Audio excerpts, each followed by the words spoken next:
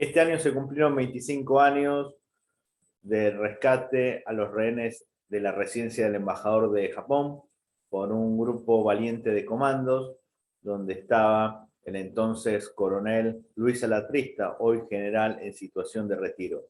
General Alatrista, muchas gracias por aceptar esta entrevista.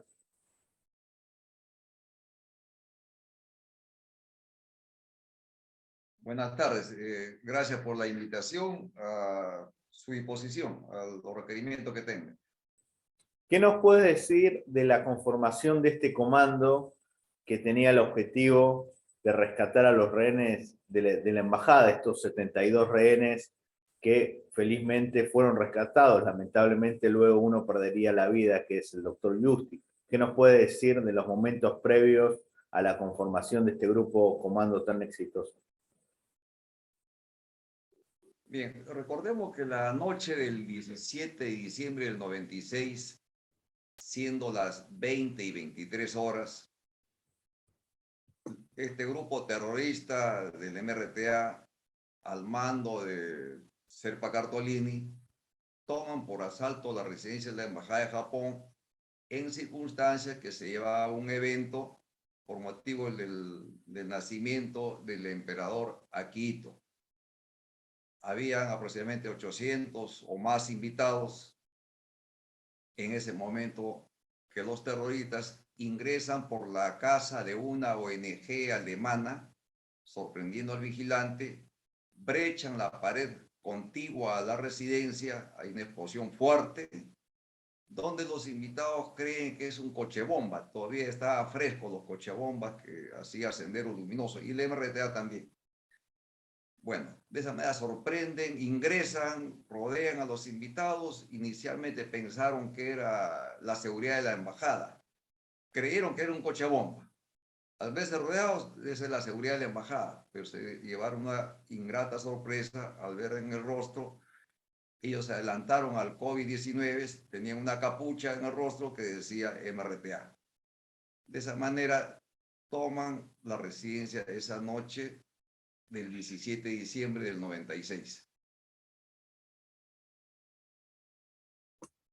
¿Cómo fue el llamado que hicieron desde el Poder Ejecutivo o desde el Ministerio de Defensa, o en su defecto desde el Comando Conjunto, para la conformación del Grupo Comando Chavín de Wanter, el grupo comando que rescató a los rehenes donde usted lo integraba? Bien, esa misma noche, a los 5 minutos, recibo una llamada del secretario del Comandante General del Ejército y jefe del Comando Conjunto de la Fuerza Armada. Tenía estos dos puestos. Bueno, me llama por teléfono fijo y me dice: mi coronel, ¿está enterado de lo que ha ocurrido? Sí, le digo, estoy viendo por televisión. La prensa transmitía en ese momento en vivo y en directo lo que ocurría. Me comunica lo siguiente: de parte del primero, se refería al comandante general, organice una fuerza de intervención con orden. Como en ese momento apreciaba lo que ocurría, le digo lo siguiente al ayudante del comandante general del ejército: dile al primero que requiero que los comandos que laboran en la escuela de comando del ejército se incorporen al batallón de comando 19, que era la unidad que quien habla comandaba en ese momento. Entonces había dos lugares donde nos agrupábamos la mayor cantidad de comandos: el batallón de comando 19 y la escuela de comando del ejército. Autorizado. Efectivamente, el comando de la escuela durante esa noche y empezaron a llegar al batallón de comando 19, y de igual manera empecé a poner en práctica el plan de recojo de oficiales. Habían salido de paseo los que no estaban de servicio. Entonces, durante toda la noche, a organizar la fuerza. Interesaba inicialmente las patrullas de asalto, tanto para el primero y segundo piso. Lógicamente, por la prensa me enteré que tenía 2 pisos la construcción, dos patrullas de asalto, primer y segundo piso respectivamente. Así fuimos caminando y nos amanecimos. nos amanecimos organizando esta fuerza de intervención. En los días subsiguientes, a los 4 días, se incorporó personal de Marina, de Infantería de Marina, que tenían particularmente el material explosivo que requeríamos. Entonces, como buenos explosivistas, vinieron desde su base en Ancón, en el Callao, hacia la sede que tenemos nosotros en Chorrillos, la sede de Las Palmas.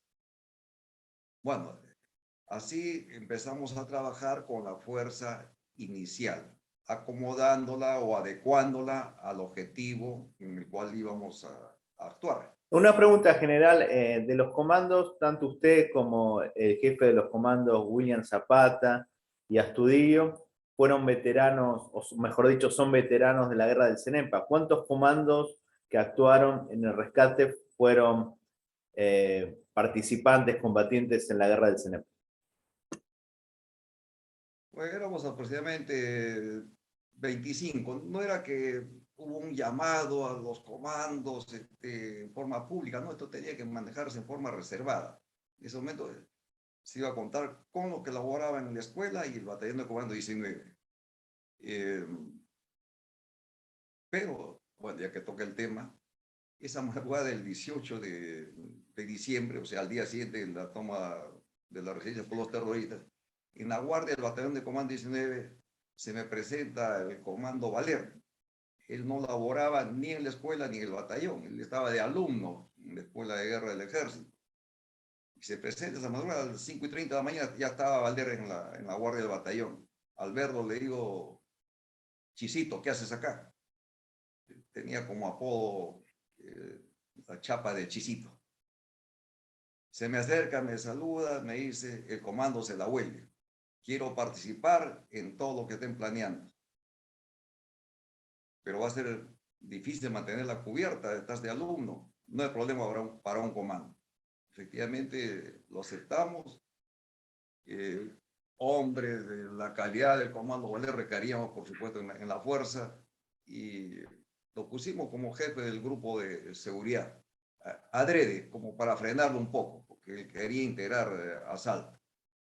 Bueno, es así como se continuó con la fuerza de intervención, ya contando los días siguientes con el personal de Marina, organizamos la fuerza en forma apropiada, de acuerdo al objetivo donde íbamos a actuar.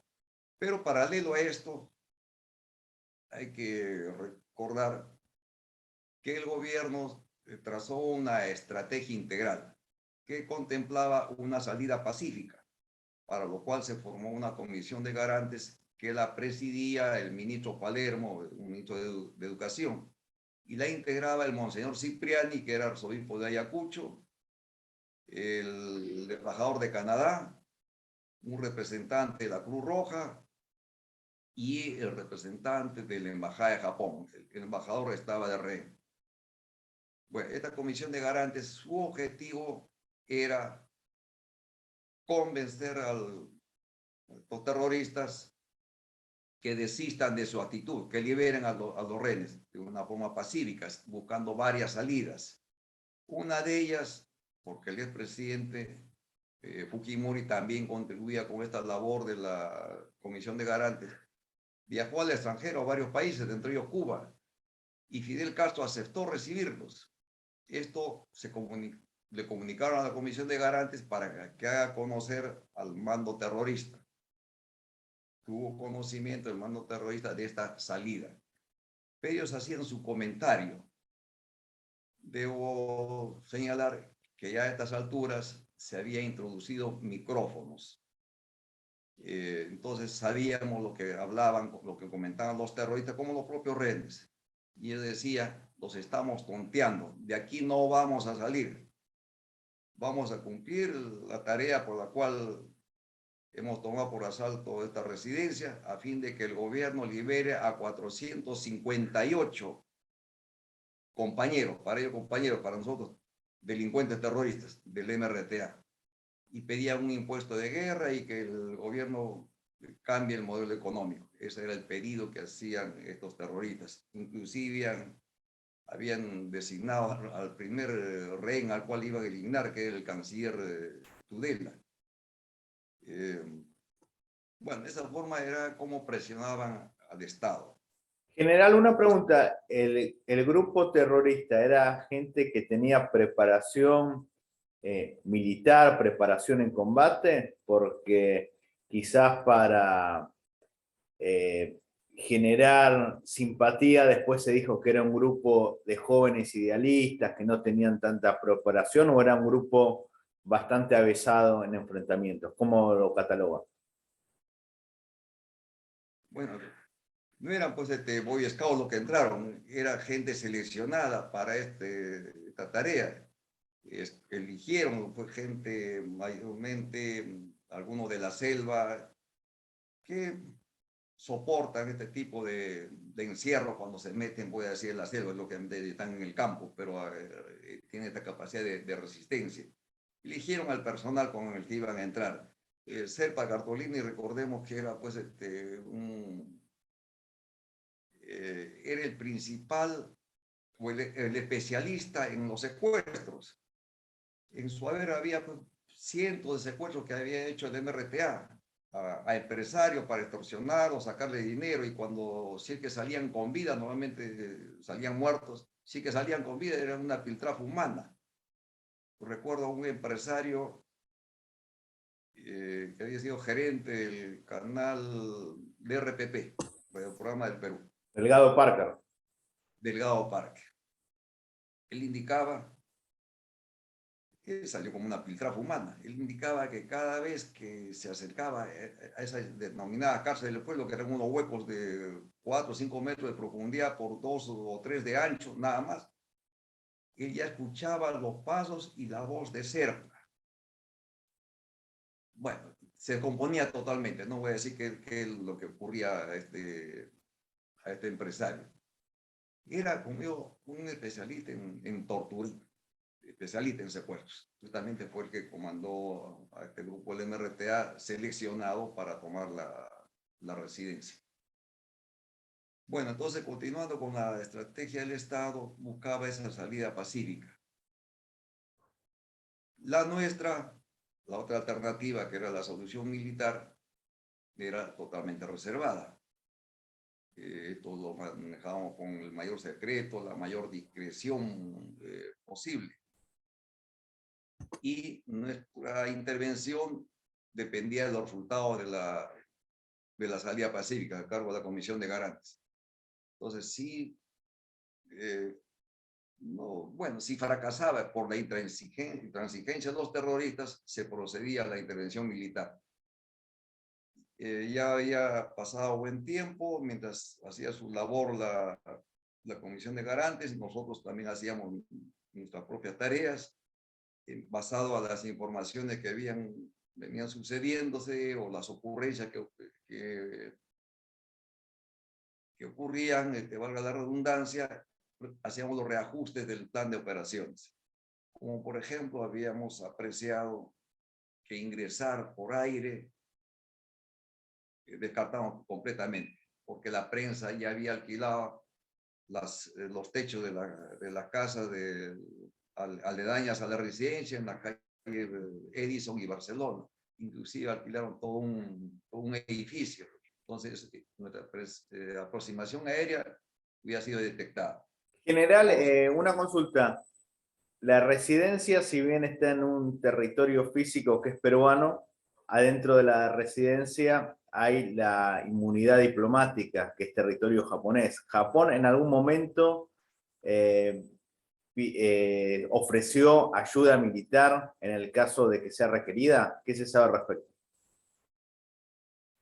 Ya, lo poco que conozco sobre este particular, tengo entendido que el expresidente se reunió con el primer ministro de Japón, Futaro Hashimoto, y le señaló que en caso de peligro de la vida de los rehenes, podría intervenirse.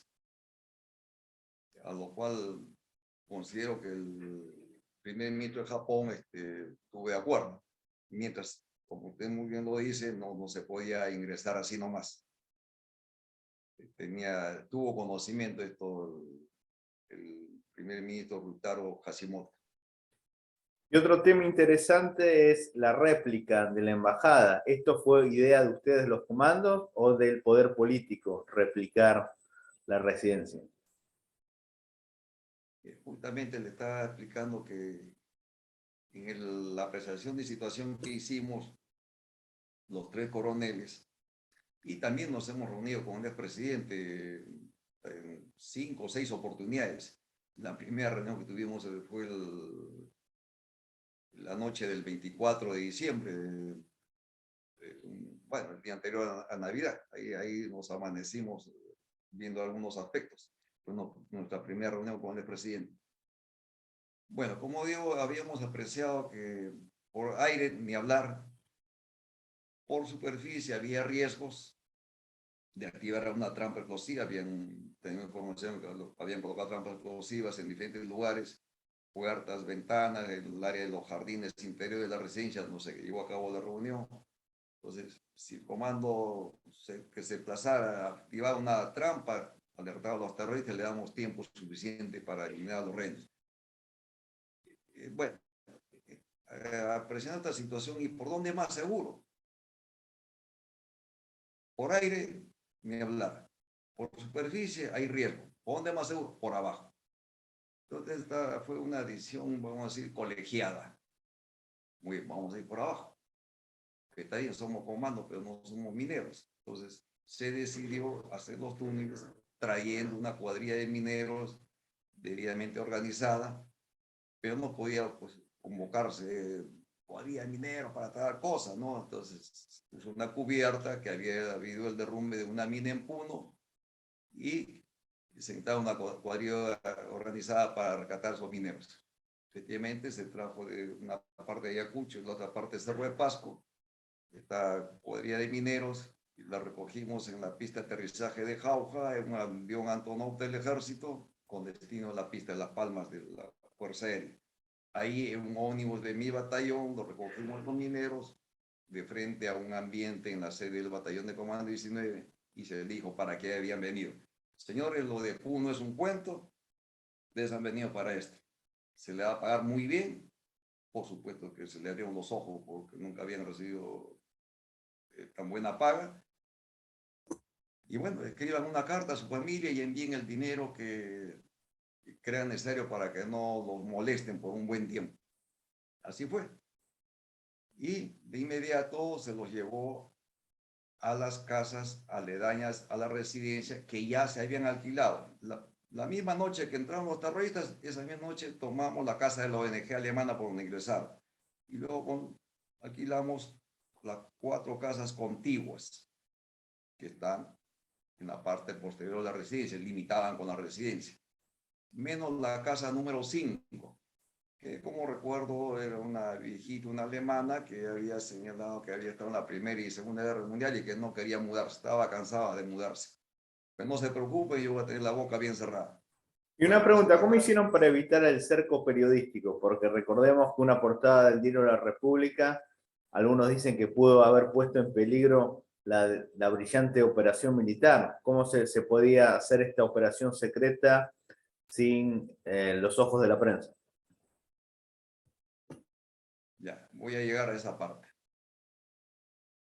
Justamente estamos en esas circunstancias. Los mineros comenzaron su trabajo, el túnel principal salía de la casa número 4, un túnel bastante extenso, tenía una forma de media luna, bordeaba una parte de la residencia, pero estaba dentro del ámbito, me refiero, dentro del muro de la residencia que circundaba. La residencia era casi media manzana. Bueno, entonces había que sacar la tierra, piedra, todo el material, sobre todo de este túnel principal, el más largo. Los otros eran bypass. Y había que evacuarla en esos sacos terreros en vehículos. Justamente se estableció un sistema de relevo cada 3 horas, que todo el mundo conoce, cada 3 horas son los relevos durante las 24 horas, ¿no? El personal que custodiaba la parte posterior de la residencia eran comandos vestidos de policía, no policías. Los policías estaban en la parte frontal y lateral. Entonces, la parte posterior eran comandos vestidos de policía. Y los patrulleros que nos asignaron cumplían esta tarea de cada 3 horas iban. Adrede era el propósito, era simular que era el relevo de la custodia, la parte posterior, pero era para sacar los sacos terreros. Entonces, al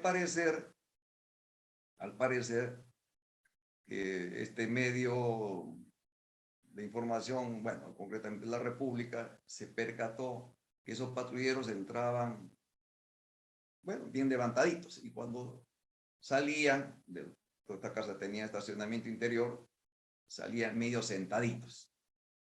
Entonces, al parecer ahí se percataron que estaban sacando tierra.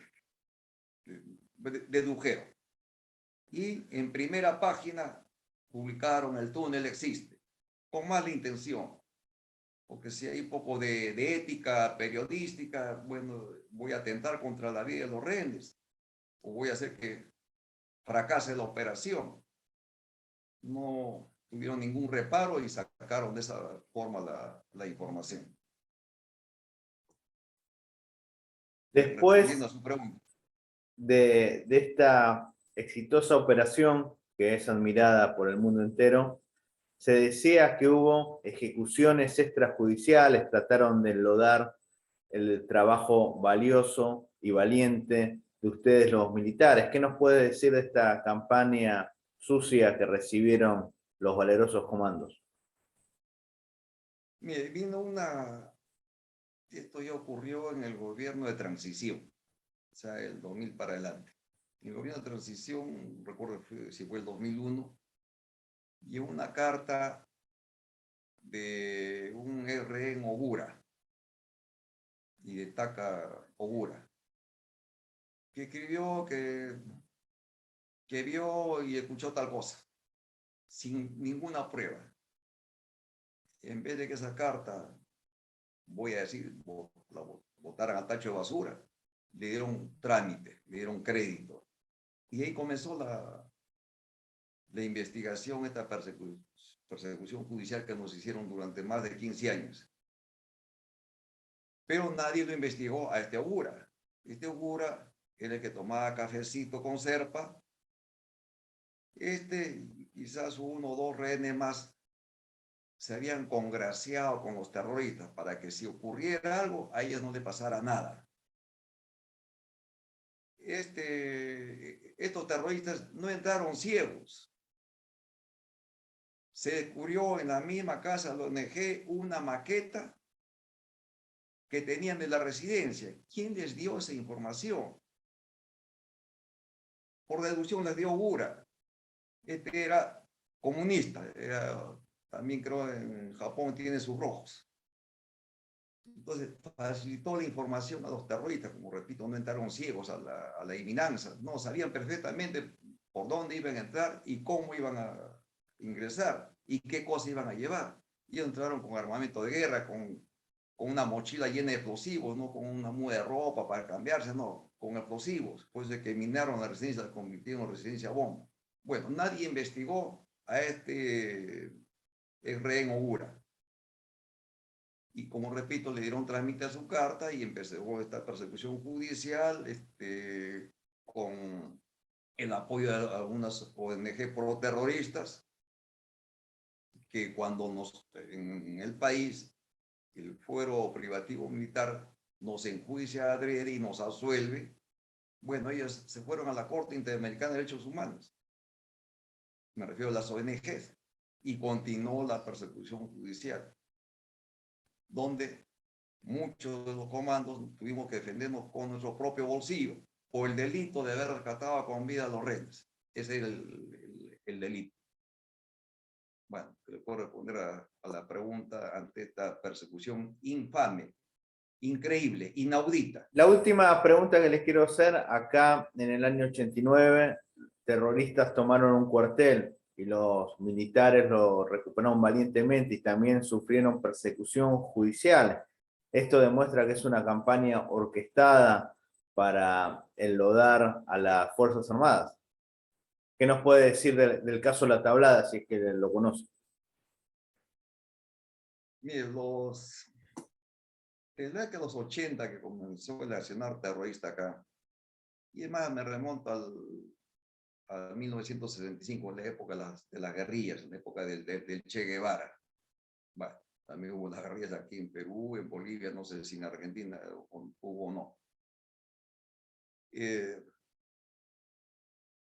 Estos denominados guerrilleros se ubicaron en ciertos lugares geográficamente y fueron disueltos porque era más fácil ubicarlos, rodearlos y bueno, reducirlos. Diría de 65 para adelante, o sea, hasta el año 82 que salen a la luz el Sendero Luminoso y el MRTA, todo ese tiempo estuvieron preparando lo que iban a hacer más adelante, en la clandestinidad. Aprendieron de esas guerrillas 75, ahora dijeron, vamos a enquistarnos dentro de la población. De esa manera va a ser más difícil que nos descubran. Y así lo hicieron, y adoctrinaron, y le carcomieron el cerebro, sobre todo a la gente de la sierra de Ayacucho, Junín y Huancavelica, y la provincia de Andahuaylas de Apurímac. Empezaron a hacer su trabajo, utilizando al magisterio, a unos malos maestros. Y lógicamente que estoy hablando ya de Abimael Guzmán, el cabecilla de Sendero Luminoso. Y Pola y Campos hacía lo mismo por el lado de la selva, con su grupo de MRTA. Pero ambos visualizaban la conquista del poder a través de la lucha armada. No era a través de la lucha pacífica, lucha armada, y el poder nace del fusil, la guerra del campo a la ciudad, que no era otra cosa que empujar a estos desplazados, luego que arrasaban poblaciones enteras, ellos por temor se venían hacia la capital, los empujaban a la capital, el objetivo era la capital justamente, cercar Lima. Y una vez ellos señalaban y obtenido el equilibrio estratégico, tomar por asalto Palacio. Ese era, lógicamente, después de derramamiento de sangre.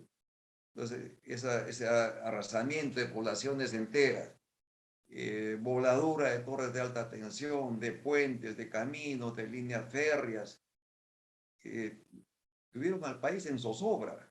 Estuvimos en una ruina completa. Y ellos decían, hay que destrozar este viejo Estado para que surja la nueva República Popular. Bueno, eso es lo que estaban haciendo dos grupos terroristas que se disputaban quién era más cruel en su accionar.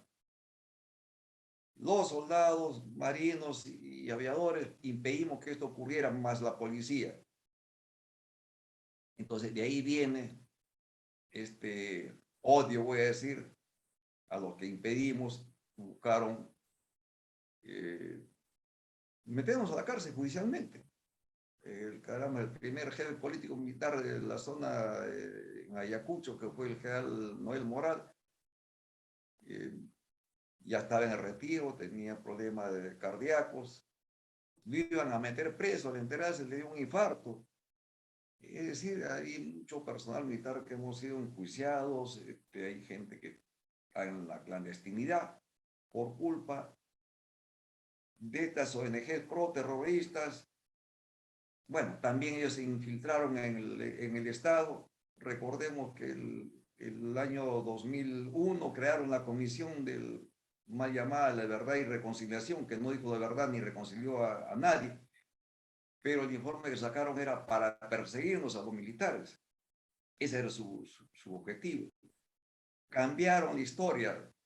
O después cuando crearon el monumento del ojo que llora, que también es Así una es, hicieron hasta ofensa su a monumento los al ojo militares. que llora. Es increíble, y todo esto fue permitido desde el gobierno de transición para adelante, hasta el actual. Entonces, esto se fue manejando, orquestando, diría una venganza contra la Fuerza Armada y la policía que habíamos combatido a esta lacra terrorista que estaba destruyendo a nuestro país. Muchísimas gracias, general. Que viva el Perú. Gracias, de igual manera.